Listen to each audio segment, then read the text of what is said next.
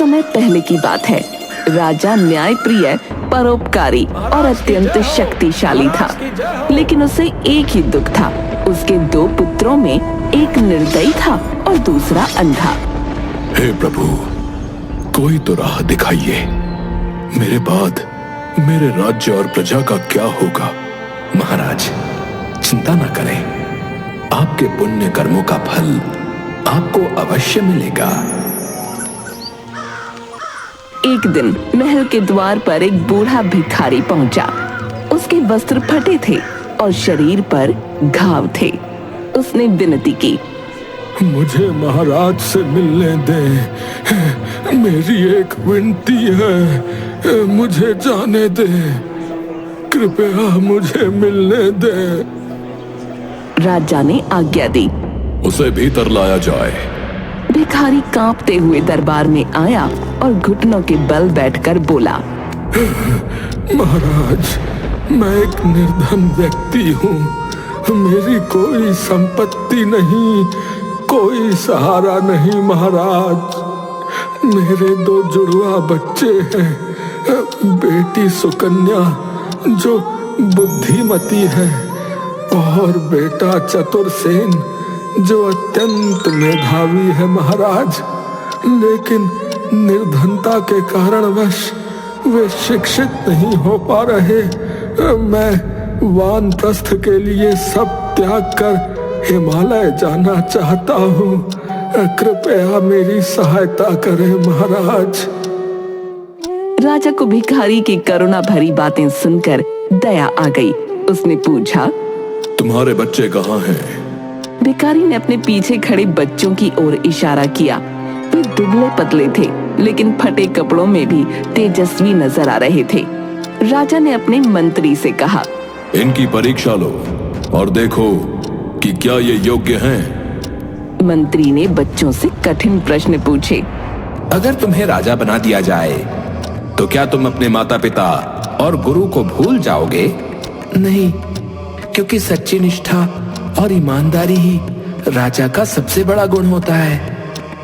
जो व्यक्ति अपने माता पिता, गुरु और राज्य के प्रति निष्ठावान नहीं है, वो कभी योग्य शासक नहीं बन सकता। राजा ने मुस्कुराकर मंत्री की ओर देखा और कहा, सच्ची निष्ठा और ईमानदारी की परीक्षा केवल शब्दों से नहीं, कर्मों से होती है। अगर तुम्हें अपनी ईमानदारी और परिवार के बीच चुनना पड़े तो तुम क्या करोगे? चतुरसेन ने निडरता से उत्तर दिया, ईमानदारी से किया गया हर निर्णय अंततः परिवार और समाज दोनों के लिए ही हितकारी होता है। जो राजा सत्य और निष्ठा से टिक जाए वह अपने राज्य को अंधकार में धकेल देगा।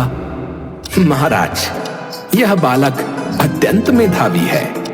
यदि इन्हें उचित शिक्षा मिले तो ये एक दिन महान विद्वान बन सकते हैं और आपके राज्य की सेवा कर सकते हैं। आज से इन्हें राजकीय गुरुकुल में भेजा जाएगा, जहां ये सर्वश्रेष्ठ शिक्षा प्राप्त करेंगे। समय आने पर इन्हें योग्य पद दिया जाएगा। अब आप निश्चिंत होकर हिमालय जा सकते हैं महोदय। भिखारी की आंखों से आंसू बहने लगे। कांपते हुए स्वर में उसने कहा, महाराज, महाराज, आपने मेरी निर्धनता को सम्मान में बदल दिया। मैं जीवन भर आपका ऋणी रहूंगा। समय बीतता गया। सुकन्या और चतुरसेन राज्य के सबसे विद्वान व्यक्तियों में गिने जाने लगे। चतुरसेन की नीतियां और बुद्धिमत्ता अद्भुत थी। अब राजा वृद्ध हो गए थे। उन्होंने पूरे राज्य के सामने घोषणा की, आज से इस राज्य का नया राजा मेरा पुत्र वीरसेन बनेगा और उसकी परछाई यानी मंत्री बनेगा वही बालक चतुरसेन जिसे मैंने वर्षों पहले अपनाया था। पूरे दरबार में सन्नाटा छा गया। राजा ने आगे कहा, मेरे पुत्र वीरसेन की पत्नी होगी सुकन्या जो बुद्धिमती है, और मेरा दूसरा पुत्र वीरभद्र जो अत्यंत शक्तिशाली है, वह देश का सेनापति बनेगा। राजा की ये घोषणा सुनकर वीरभद्र के मन में जलन और क्रोध भर गया। उसने सोचा, मेरे होते हुए अंधे राजकुमार वीरसेन को राजा और एक नीच कुल के चतुरसेन को मंत्री बनाने की क्या आवश्यकता थी? ये मेरा अपमान है। वीरभद्र क्रोध में आकर राजा से कहता है, पिताश्री, क्या आपको लगता है कि एक अंधा व्यक्ति राज्य का संचालन कर सकता है? राज्य की सेवा करने के लिए कुल, जाति या धन नहीं, बल्कि बुद्धि और निष्ठा की आवश्यकता होती है पुत्र। कुछ दिनों बाद ही वीरभद्र ने वीरसेन को मारने के लिए एक योजना बनाई। उसने अपने विश्वास पात्र सैनिकों से कहा, राजमहल में एक गुप्त दरवाजा है जो राजा के कक्ष तक जाता है। सुनो, चुपचाप जाओ और राजा को मौत के घाट उतार दो। लेकिन मंत्री चतुरसेन को अपने गुप्तचरों द्वारा इस षड्यंत्र का पहले ही पता चल गया था। उसने गुप्त मार्ग में तेल का लेप करवा दिया ताकि जो भी वहां से गुजरे उसके पैरों के निशान छूट जाएं। अगली सुबह महल में हड़कंप मच गया। अरे ये क्या? यहाँ बहुत से पैरों के निशान हैं। पता करो ये कहाँ तक जाते हैं। सैनिकों ने निशानों का पीछा किया और पाया कि वे निशान सेनापति के विश्वास पात्र सैनिकों के कक्ष तक जा रहे थे। चतुरसेन ने तुरंत आदेश दिया, इन सभी को बंदी बनाया जाए। गिरफ्तारी के बाद पूछताछ में सैनिकों ने अपना अपराध स्वीकार कर लिया। वीरभद्र का षड्यंत्र उजागर हो गया और उसे दरबार में पेश किया गया। वीरभद्र, तुमने अपने ही भाई को मारने का षड्यंत्र किया। क्या यही है तुम्हारी राज्य के प्रति निष्ठा? पिताश्री, मुझसे भूल हो गई, मुझे क्षमा करें पिताश्री। राजा ने उसे माफ तो कर दिया, पर सारे अधिकार उससे छीन लिए और एक साधारण व्यक्ति की तरह महल में जगह दे दी। वीरभद्र के मन में ईर्ष्या बढ़ती गई। दूसरी ओर अंधा राजकुमार वीरसेन चतुर मंत्री चतुरसेन की मदद से राज करने लगा। मंत्री की चतुराई के कारण कोई भी राजा को हानि नहीं पहुंचा सकता था। राजा वृद्ध हो चुके थे, इसलिए उन्होंने अपना सिंहासन अंधे राजकुमार वीरसेन को सौंप दिया। कुछ ही दिनों बाद राजा का स्वर्गवास हो गया। पूरा राज्य शोक में डूब गया। पड़ोसी राज्य की राजकुमारी चंद्रलेखा, जो वीरभद्र से प्रेम करती थी और उसे राजा बनाना चाहती थी, ने एक नई चाल चली। उसने अंधे राजा वीरसेन को विवाह का प्रस्ताव भेजा। दरबार में राजा वीरसेन चतुर मंत्री चतुरसेन से इस प्रस्ताव पर चर्चा कर रहे थे।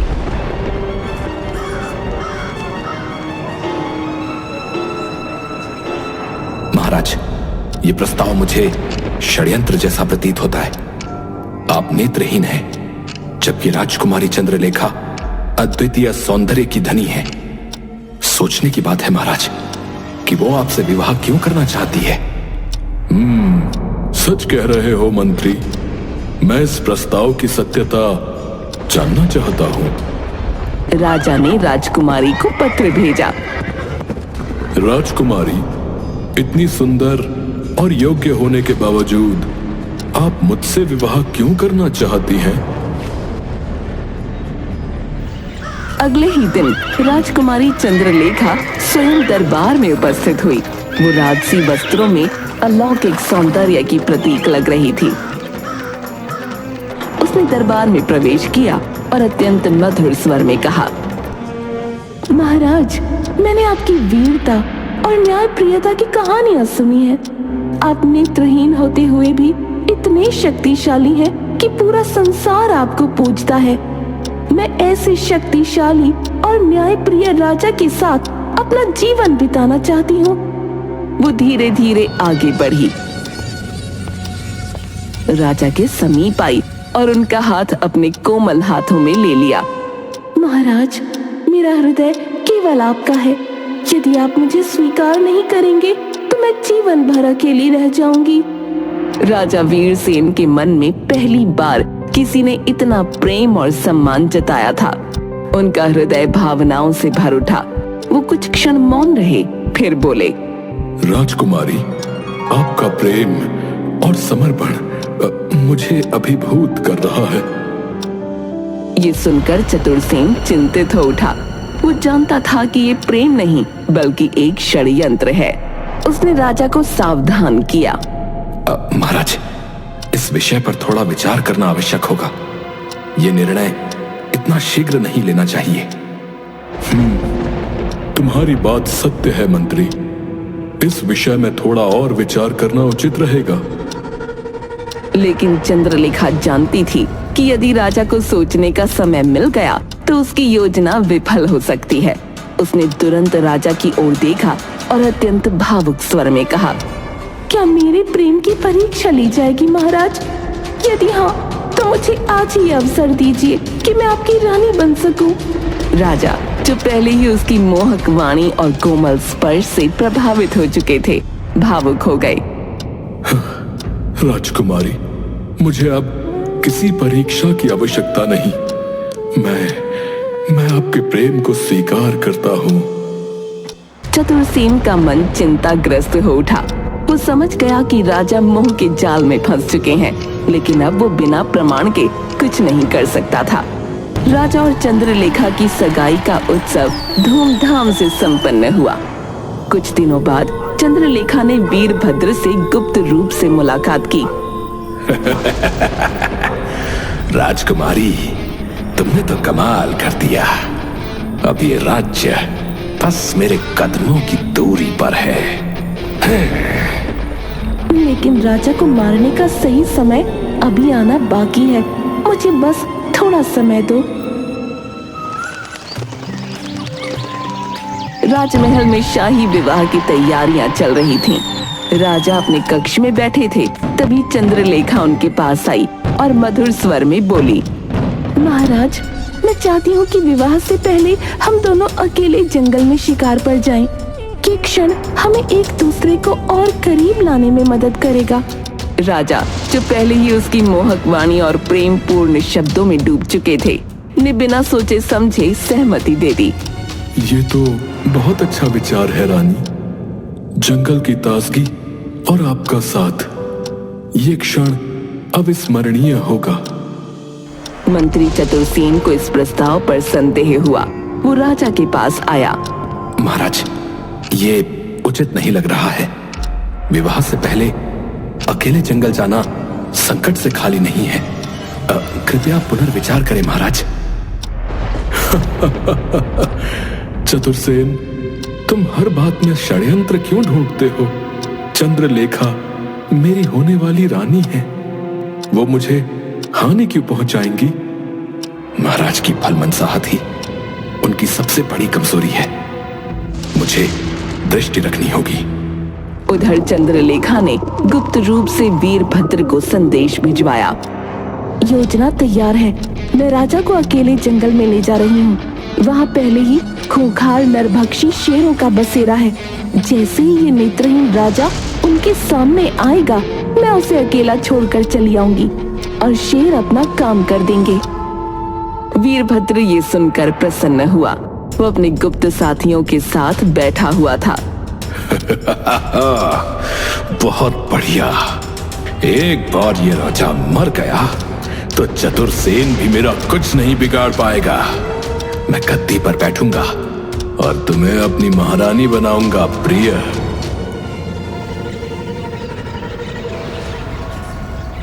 दो दिन बाद जंगल की यात्रा आरंभ हुई। सुकन्या और चतुरसेन, जो इस योजना से अनजान नहीं थे, गुप्त रूप से राजा की सुरक्षा के लिए उनके पीछे पीछे चल रहे थे। जंगल के घने इलाके में पहुंचने के बाद चंद्रलेखा और वीरभद्र ने राजा को एक गहरी खाई के पास छोड़ दिया। वहां पहले से भूखे शेरों का झुंड मौजूद था। महाराज, बहुत प्यास लगी है। मैं पास के झरने से पानी लेकर आता हूँ। ये तो शेरों के दहाड़ने की आवाज है। हाँ महाराज, लेकिन आप चिंता ना करें, हम आपके साथ हैं। महाराज, आप सुरक्षित हैं। आगे बढ़िए, हम आपकी रक्षा कर रहे हैं।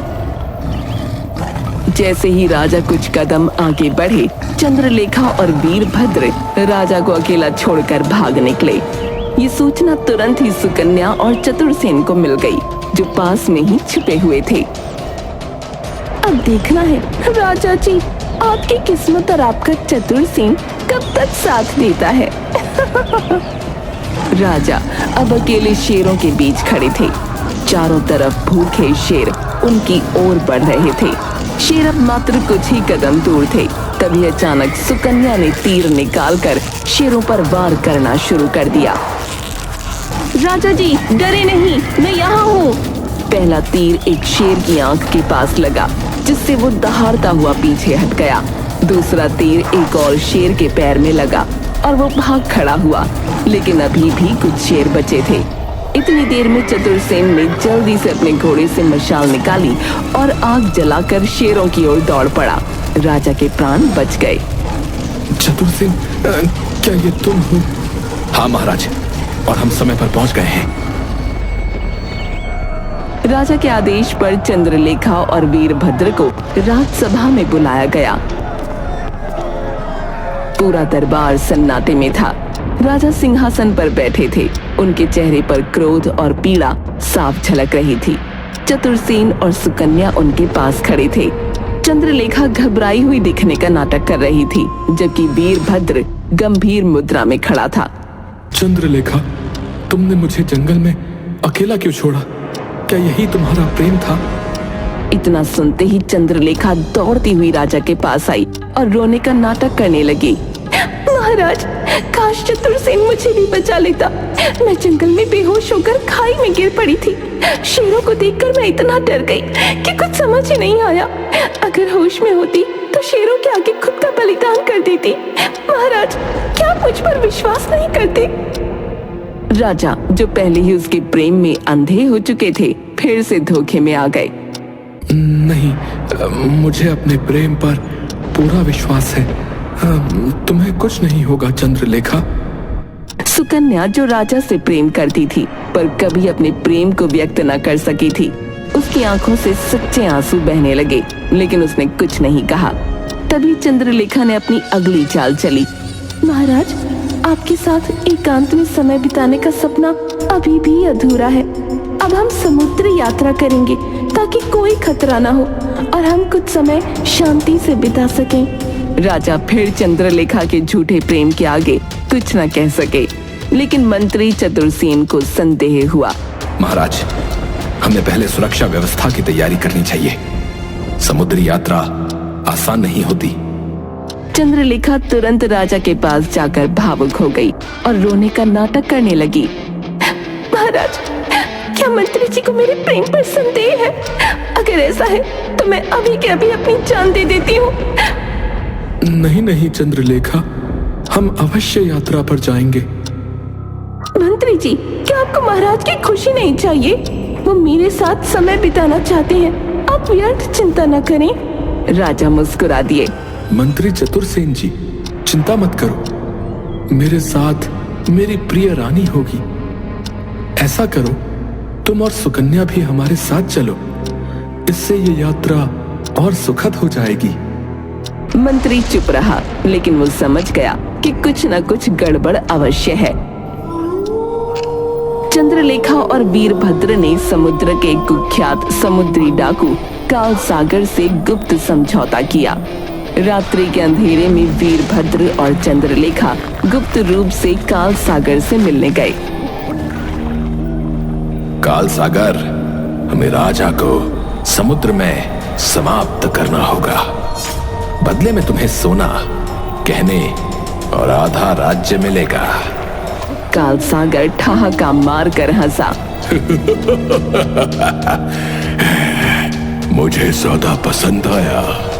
जैसे ही राजा जहाज पर होगा, मैं अपने लोगों के साथ वहां पर आक्रमण करूंगा और उसे समुद्र में फेंक दूंगा। लेकिन मंत्री चतुरसेन पहले से ही सतर्क था। उसने काल सागर से पहले ही मुलाकात की और उसे एक बेहतर प्रस्ताव दिया। अगर तुम राजा की रक्षा करोगे और वीरभद्र व चंद्रलेखा को धोखा दोगे तो मैं तुम्हें दुगना सुना और सुरक्षा दूंगा। काल सागर कुछ देर सोचने लगा और फिर ठहाका मार कर हंसा।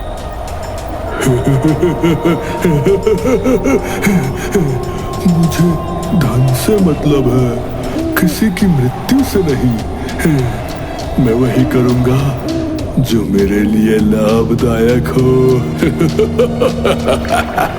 राजा, चंद्रलेखा, वीरभद्र, चतुरसेन और सुकन्या भव्य जहाज में सवार होकर समुद्र की यात्रा पर निकले।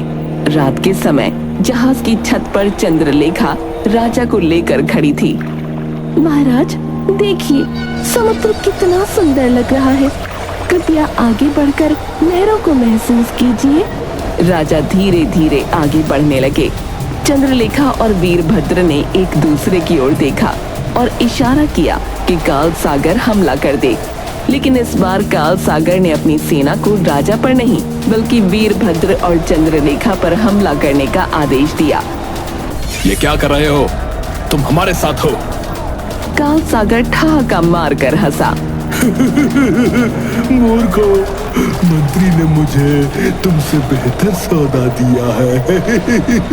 राजा को मारकर मुझे क्या मिलेगा? क्या मिलेगा मुझे? लेकिन तुम्हें पकड़कर मैं अधिक लाभ कमा सकता हूँ। काल सागर के सैनिकों ने वीरभद्र और चंद्रलेखा को पकड़ लिया। राजा की आंखों से अब भी भ्रम का पर्दा नहीं हटा। राजमहल को सुंदर आभूषणों और दीपों से सजाया गया था। पूरे राज्य में राजा वीरसेन और राजकुमारी चंद्रलेखा के विवाह का उत्सव मनाया जा रहा था। लेकिन इस वैवाहिक बंधन के पीछे प्रेम नहीं बल्कि एक गहरी साजिश छिपी थी। राजा अब भी चंद्रलेखा के छल से अनजान थे। चंद्रलेखा ने अपने महल में पहले ही एक विष भरा प्याला रखवा दिया था। विवाह की रात जब चंद्रलेखा राजा के कक्ष में पहुंची, उसने अत्यंत मोहक स्वर में कहा, महाराज, मैं आपके लिए एक विशेष पेय लाई हूँ जो हमारे प्रेम को अमर कर देगा। राजा, जो पहले ही उसके प्रेम में अंधे थे, मुस्कुराते हुए बोले, रानी, तुम्हारे प्रेम से बढ़कर मेरे लिए कुछ भी नहीं। ये रात हमारे जीवन की सबसे अनमोल रात होगी। चंद्रलेखा ने प्रेम के नाम पर राजा को विष देने के लिए प्याला उठाया ही था कि अचानक कक्ष का दरवाजा खुला और मंत्री चतुरसेन अंदर आ गया। रुकिए महारानी, क्या ये पेय आप पहले स्वयं ग्रहण करेंगी? चंद्रलेखा हड़बड़ा गई। उसने तुरंत बहाने बनाने की कोशिश की। मंत्री जी, ये केवल महाराज के लिए है। ये हमारे प्रेम का प्रतीक है। इसे मैं कैसे पी सकती हूँ? मंत्री मुस्कुराया और आगे बढ़ते हुए बोला, यदि ये इतना ही शुभ और प्रेम का प्रतीक है तो आपको इसे पीने में कोई आपत्ति नहीं होनी चाहिए महारानी। राजा को पहली बार संदेह हुआ। उसने चंद्रलेखा की घबराहट को महसूस किया। अगर ये मेरी भलाई के लिए है तो पहले तुम इसे पियो चंद्रलेखा। अब रानी फंस चुकी थी। उसके चेहरे पर हवाइयां उड़ने लगीं। उसका शरीर कांपने लगा। वो कुछ बोल न सकी। अचानक उसने वहां से भागने की कोशिश की, लेकिन दरवाजे पर खड़े सिपाहियों ने उसे पकड़ लिया। चतुरसेन ने राजा की ओर देखा और ठोस आवाज में कहा, महाराज, ये विवाह प्रेम पर नहीं, छल पर आधारित था। चंद्रलेखा कभी आपसे प्रेम नहीं करती थी। उसका असली प्रेमी वीरभद्र ही है, जिसने आपके सिंहासन को हथियाने के लिए ये घिनौना षड्यंत्र रचा था। राजा ये सुनकर सन्न रह गए। उनके चेहरे पर अविश्वास और पीड़ा थी। उन्होंने कांपती आवाज में कहा, क्या जिसे मैंने अपने सबसे निकट माना वही सबसे बड़ी कपटी निकली? मेरे हृदय में तुम्हारे लिए सच्चा प्रेम था, लेकिन तुम्हारे हृदय में सिर्फ षड्यंत्र था चंद्रलेखा। राजा ने सैनिकों को आदेश दिया, सैनिकों, चंद्रलेखा और वीरभद्र को तुरंत कारागार में डाल दिया जाए। सैनिकों ने वीरभद्र को भी पकड़ लिया, जो दरबार से भागने की कोशिश कर रहा था। कुछ ही दिनों बाद वीरभद्र को राजद्रोह के अपराध में मृत्यु दंड दे दिया गया। चंद्रलेखा को जीवन भर कारावास की सजा सुनाई गई। महल में अब शांति लौट आई थी, लेकिन राजा के हृदय में जो घाव चंद्रलेखा ने दिए थे वो शायद कभी नहीं भर सकते थे। राजा महल की छत पर अकेले खड़े थे। वो भावुक होकर अपने पिता के शब्दों को याद करने लगे। पिताजी ने मेरे लिए सुकन्या को चुना था, वही मेरे लिए योग्य और उचित संगिनी है। मैंने भावनाओं में बहकर अपने जीवन की सबसे बड़ी भूल की, लेकिन अब मैं उसे नहीं दोहराऊंगा। राजा ने दरबार में सबके सामने घोषणा की। आज मैं एक नया संकल्प लेता हूं। मैं अपनी प्रजा और अपने कर्तव्यों से कभी मुंह नहीं मोड़ूंगा। मेरे पिता ने जिनके साथ मेरा विवाह निश्चित किया था, वही मेरी सच्ची संगिनी होगी। मैं सुकन्या से विवाह करना चाहता हूं। सुकन्या, जो हमेशा राजा से निस्वार्थ प्रेम करती थी, उसकी आंखों से आंसू बह निकले। उसने सिर झुका दिया। कुछ ही दिनों बाद राजा वीरसेन और सुकन्या का विवाह संपन्न हुआ। पूरे राज्य में खुशियां मनाई गईं। चतुरसेन, जो हमेशा राजा की परछाई की तरह उनके साथ था, उनके लिए एक सच्चे मित्र और मार्गदर्शक की भूमिका निभाता रहा। राजा ने चतुरसेन को अपने सबसे बड़े सलाहकार और मंत्री के रूप में स्वीकार किया। चतुरसेन, तुम्हारी निष्ठा और चतुराई ने मुझे अंधेरे से निकाला है। तुम सदैव मेरे साथ रहोगे, मेरे राज्य की रक्षा के लिए। महाराज, जब तक मेरा जीवन है, मैं आपके और इस राज्य की सेवा के लिए तत्पर रहूंगा। समय बीतता गया। राजा वीरसेन और सुकन्या के शासन में राज्य फिर से समृद्ध और शक्तिशाली बन गया। प्रजा खुशहाल थी और चारों ओर सुख शांति का वातावरण था।